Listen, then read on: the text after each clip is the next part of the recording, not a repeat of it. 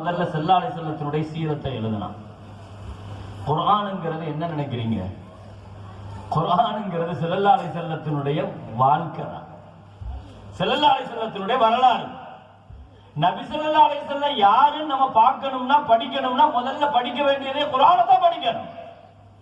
குர்ஆன் முழுக்க நபிகள் நாயகம் ஸல்லல்லாஹு அலைஹி வஸல்லம் தான். அவர்கள் பார்த்தது, பேசியது, நடந்தது, உட்கார்ந்தது, சாப்பிட்டது, அவர்களுடைய பார்வை திரும்பினால் குர்ஆன் அதன் பக்கம் திரும்பும். குர்ஆன் போர்க்களம் குறித்து பேசினால் எங்கள் பெருமானார் ஸல்லல்லாஹு அலைஹி வஸல்லம் போர்க்களத்தில் இருக்கிறார்கள் என்று அர்த்தம். குர்ஆன் யா அய்யுஹல் முஸம்மில் என்று போர்வை குறித்து பேசினால் எங்கள் பெருமானார் ஸல்லல்லாஹு அலைஹி வஸல்லம் போர்வைக்குள் இருக்கிறார்கள் அர்த்தம். உயிரிலும் மேலான கண்மணி ஸல்லல்லாஹு அலைஹி வஸல்லம் மக்காவில் இருந்தால் வஹி மக்காவிற்கு, எங்கள் ரசூல் ஸல்லல்லாஹு அலைஹி வஸல்லம் மதீனாவில் இருந்தால் வஹி மதீனாவிற்கு. மக்காவில் இருந்த 13 ஆண்டு காலம் மதீனாவிற்கு வஹி கிடையாது. மதீனாவில் இருந்த 10 ஆண்டு காலங்களுக்கு மக்காவுக்கு வஹியே கிடையாது. இப்ப சொல்லுங்க, குர்ஆன்ங்கிறது என்னது? ஏன் ஸல்லல்லாஹு அலைஹி வஸல்லத்தினுடைய சீரத்தை வரலாறு இன்னைக்கு அழிக்க முடியல? ஸல்லல்லாஹு அலைஹி வஸல்லத்தினுடைய சீரத்தை மறைக்க முடியாது. எல்லா காலகட்டத்திற்கும் அந்த வரலாறு பேசிக்கொண்டே இருக்கிறது. எல்லா காலகட்டத்திற்கும் அது வழிகாட்டிக் கொண்டே இருக்கிறது. எல்லா காலகட்டத்திற்கும் புதிய புதிய நவீனங்களுக்கான தெளிவுகளை கொடுத்து கொண்டே இருக்கிறது. ஏன்? அது குர்ஆனோடு ஒன்றித்திருக்கிறது. குர்ஆன் பாதுகாக்கப்படுகிற வரை ஸல்லல்லாஹு அலைஹி வஸல்லத்தினுடைய சீரத்தும் பாதுகாக்கப்படும். குர்ஆனை பாதுகாக்கிறவன் தான் ரப்புல் ஆலமீன் அல்லாஹ் ஸல்லல்லாஹு அலைஹி வஸல்லத்தினுடைய சீரத்தை குர்ஆன் வழியா பாதுகாக்கிறார்.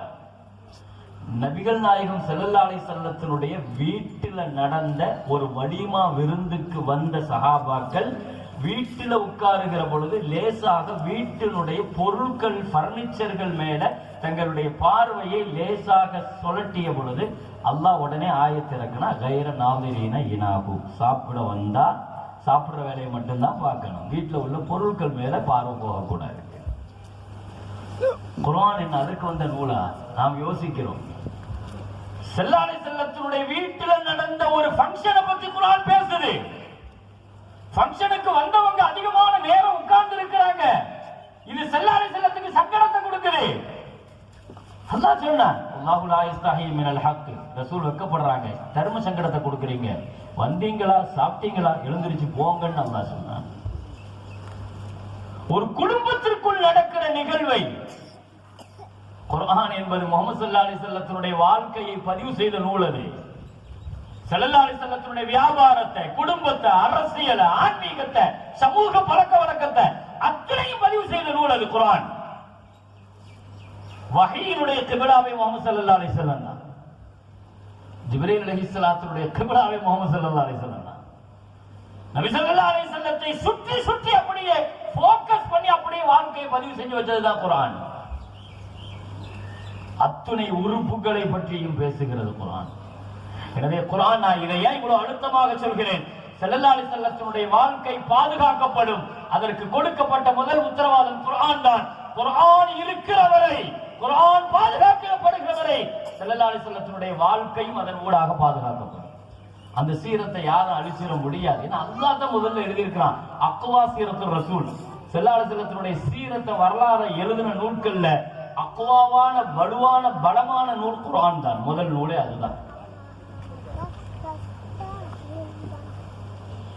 அதற்கு அடுத்தபடியாக ஸல்லல்லாஹு அலைஹி வஸல்லத்தினுடைய வாழ்க்கையை பாதுகாத்தது. ரசூலுடைய வாழ்க்கையை சுற்றி இருக்கிற அந்த குர்ஆனை அழிக்கிறதுக்காக எத்தனையோ திட்டங்கள் நடந்துச்சு. குர்ஆனையும் சரி, ஸல்லல்லாஹு அலைஹி வஸல்லத்தினுடைய வாழ்க்கை பாதுகாக்கப்பட்ட 2 வழிகளை நான் இங்கே சொல்கிறேன். ரெண்டு வழிகள் மட்டும்தான் இல்ல, முதன்மையான இந்த 2 வழிகள்ல சொல்றேன். முதல்ல குர்ஆன். இதை அழிப்பதற்காக எத்தனையோ விஷயங்கள் நடந்துச்சு. தாத்தாரியர்கள் நடத்திய அட்டூழியங்கள் உங்களுக்கு தெரியும்.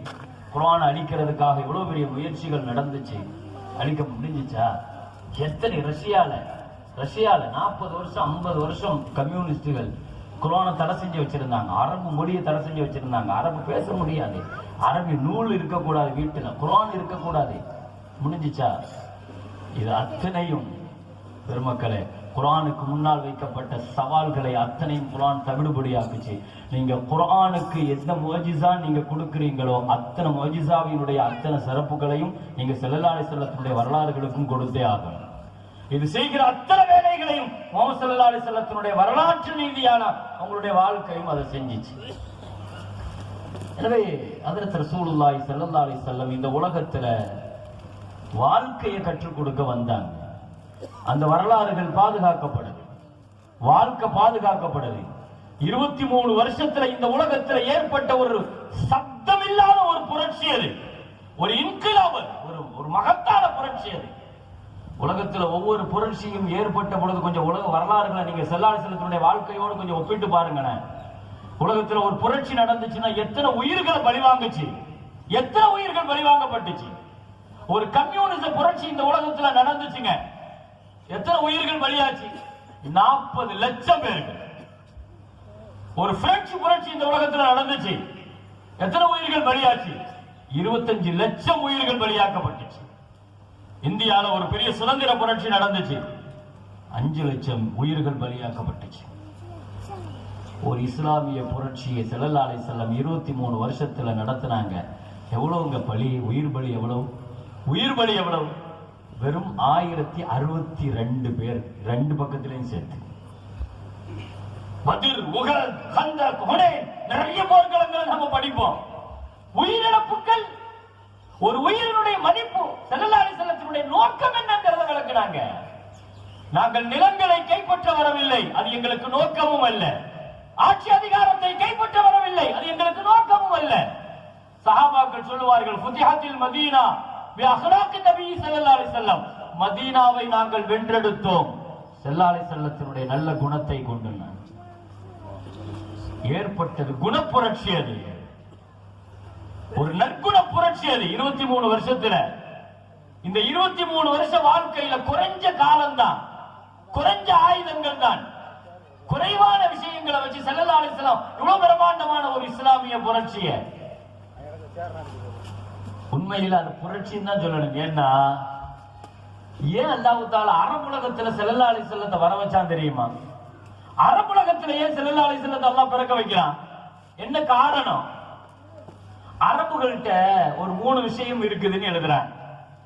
அரபுகள்கிட்ட முதலாவது என்னன்னா, அரபுல ஏன் அல்லாஹ் ஸல்லல்லாஹு அலைஹி வஸல்லம் அங்க நபியா அனுப்புனான்னா, அரபியர்கிட்ட ஒரு சுபாவம் இருக்குது, ஒரு குணம் இருக்குது. என்னன்னா, எதையுமே அவ்வளவு சீக்கிரமா அவன் ஏத்துக்க மாட்டான், சீக்கிரமா ஏத்துக்க மாட்டான்.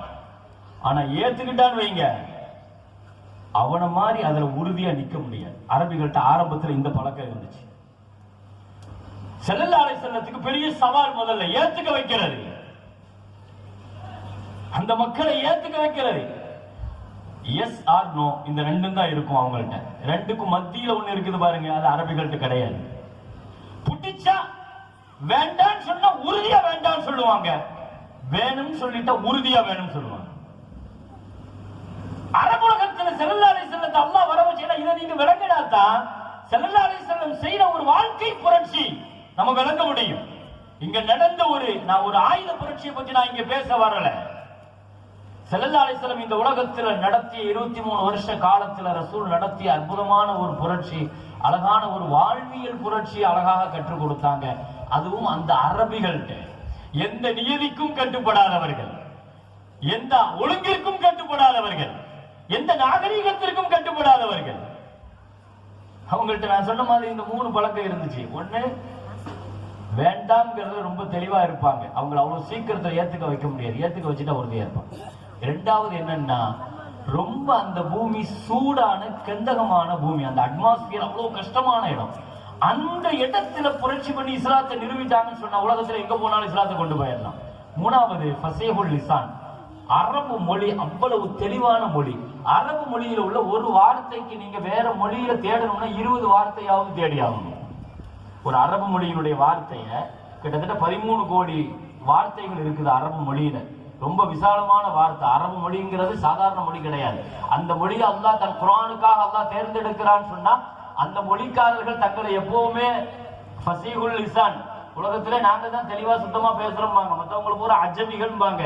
அஜமிகள் ஊமைகள் அர்த்தம் அதற்கு பேர். அந்த அளவுக்கு அரபு மொழியை அவங்க கொண்டாடினாங்க. ஆனா நபிகள் நாயகம் ஸல்லல்லாஹு அலைஹி வஸல்லம் அரபு மொழி அங்கே தேர்வு செய்யப்பட்டதற்கான காரணம் விசாலமான வார்த்தைகள் கொண்ட மொழி அரபு மொழி. எனவே இந்த 3ஐ அடிப்படையாக வைத்து ஸல்லல்லாஹு அலைஹி வஸல்லம் தங்களுடைய ரிசாலத்தை அந்த அரபு மண்ணில மகத்தான அளவுக்கு வெற்றி பெற்றார்கள். வாழ்க்கையில் எவ்வளவு உச்சமான ஒரு நிலையில கொண்டு வந்து நாகரீகம்னா என்ன, ஒழுக்கம்னா என்ன, நபிகள் நாயகம் ஸல்லல்லாஹு அலைஹி வஸல்லம் அந்த மக்களுக்கு கற்றுக் கொடுத்த அல்லாஹு அக்பர். அந்த அரபுகளுடைய வாழ்க்கை அறிவுக்கும் அவர்களுக்கும் சம்பந்தம் இல்லை, அதவுக்கும் அவர்களுக்கும் சம்பந்தம் இல்லை, கட்டுப்பாட்டுக்கும் அவர்களுக்கும் சம்பந்தம் இல்லை, பாதுகாப்பிற்கும் அவர்களுக்கும் சம்பந்தம் இல்லை. இப்படி எடுத்த ஒரு சமூகத்தை நபிகள் நாயகம் ஸல்லல்லாஹு அலைஹி வஸல்லம் 23 வருஷத்துல அந்த மக்களை உலகத்திற்கே ஒழுக்கம் சொல்லிக் கொடுக்கிற சமுதாயமாக மாற்றினார்கள், கட்டுப்பாடு சொல்லிக் கொடுக்கிற சமுதாயமாக மாற்றினார்கள். உலகத்தில் நபிகள் நாயகம் ஸல்லல்லாஹு அலைஹி வஸல்லம் உருவாக்கின அந்த ஒழுக்கமிக்க, கட்டுப்பாடு மிக்க, கட்டுப்படுதல் மிக்க இந்த சமூகம் குறித்து நாம் இன்றைக்கு பார்க்கிறோம். பெருமக்களே, இன்றைக்கு ஒரு தலைமைக்கு கட்டுப்படுகிற கூட்டங்கள், தொண்டர்கள் இல்லை என்பதுதான் இன்னைக்கு உலகம் பூராவும் பிரச்சனையாக இருக்கிறது. ஆனால் ஹிட்லர் ஒரு வார்த்தை சொன்னார். உலகத்தினுடைய எல்லா தலைவர்களை விட பார்க்கிற பொழுது முஹம்மது நபி ஸல்லல்லாஹு அலைஹி வஸல்லம் அவர்களுடைய தலைமையை பார்த்து நான் வியக்கிறேன். ஏன் தெரியுமா? அவர் வாழ்க்கையில் இந்த ஒன்றை மாத்திரம் நீங்கள் சிந்தித்து பாருங்கள். அவர்களுடைய பிரம்மாண்டமான தலைமைத்துவம் தெரியும், அவர்களுடைய ஆளுமை தெரியும், அவர்கள் பெற்றிருக்கிற திறமை தெரியும் என்று எத்தனையோ தலைவர்கள் புகழ்ந்த வார்த்தை உண்டு. ஹிட்லர் சொன்ன வார்த்தை,